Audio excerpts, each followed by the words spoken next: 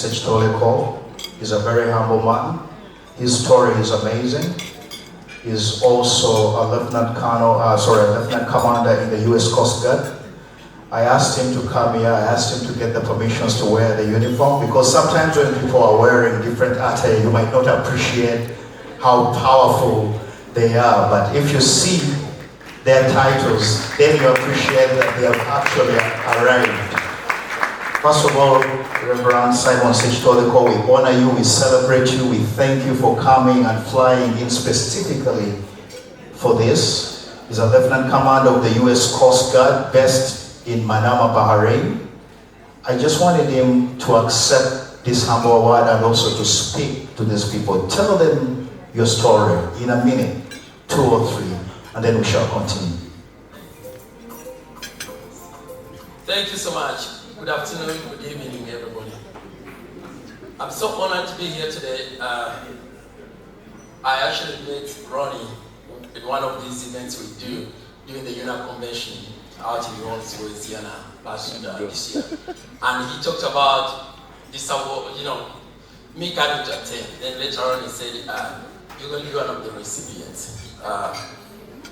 It's a humbling experience to get this here.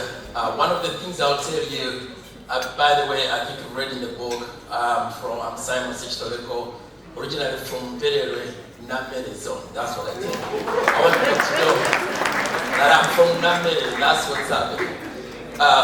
Having been raised in Uganda, I never dreamed that I would get to where I've got. I believe in one thing, that success doesn't mean how much ranks I have. It doesn't mean everybody calling me sir where I'm passing, because that's what's happening. Everybody has to salute you. That's not success. Success doesn't mean how much money you have in your bank account. Success doesn't mean how many vehicles you have parked in your driveway. It doesn't mean any of that. If you go to bed tonight, before you sleep, one of the things you need to think about, how many lives have I touched today? Oh, yeah. At the end of the month, you need to ask yourself a question. How many lives have I touched this month? At the end of the year, ask yourself a question. How many lives have I touched this year since we got to the end of the year? That's what I call success. Not how much money you have, not how many vehicles you have. Because at the end of the day, when I came here today, this is how I'm dressed. But I have so many clothes in the closet, which I'm not going to use. So always remember that. So I would say that being recognized for this, I did one of the things going on. I joined the Coast Guard in 2006, and I was doing Uganda there. And one of the things I did was to be curious and start asking, why don't you have Ugandans? Because I want to offer them opportunities more than many of them getting into the dancing fields. Because when you go to the United States of America, the only thing they tell you, you need to go to nursing school, become a nurse.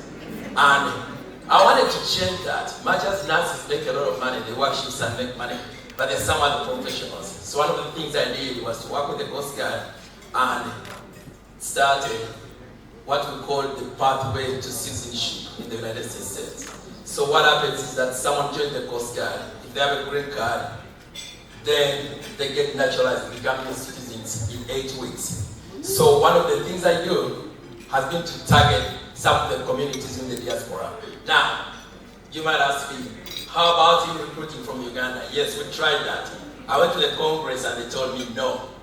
They have to be here in America with a green card, join the Coast Guard, will give them citizenship and a US passport in 8 weeks. So one of the things I do is to go to the UNA convention. I'm a guest there every year. I go to Boston, I attend the Matters Day in Boston.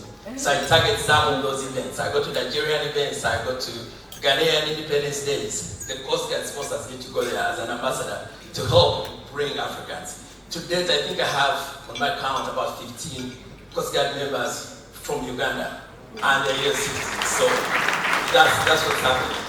They gave me 3 minutes, I think I've exceeded that already. Life is different. So when I was in Mpererwe, I did my training, my industrial training paper. And when I was doing my industrial training economics paper, I wanted to write a report about the scholar. And my sister told me, oh yeah, I know Dr. Magichigozi, I'll send you up there. So I went and sat with Dr. Magichigozi. We probably had a meeting for about 2-3 hours. She gave me everything, and I was able to get an A in the paper. So she doesn't remember that, but that was probably around 1999. So Dr. Maggie Chigozi, everybody has talked about you as a very influential person. You've touched my life too. So thank you so much. I'll finish by thanking Ronnie for allowing me this opportunity. Ambassador, thank you. It's unfortunate I used to be in Washington, D.C. area for 6 years, but I never got a chance to meet up with you. But thank you for being here. Thank you all. If you have any issues, any questions, you have a child, let's call it a child, who wants to join the Coast Guard, but a permanent resident, a green card holder, he has my contact. And actually I'm processing his nephew to join the Coast Guard already. So thank you all. Thank you so much. Thank you so much.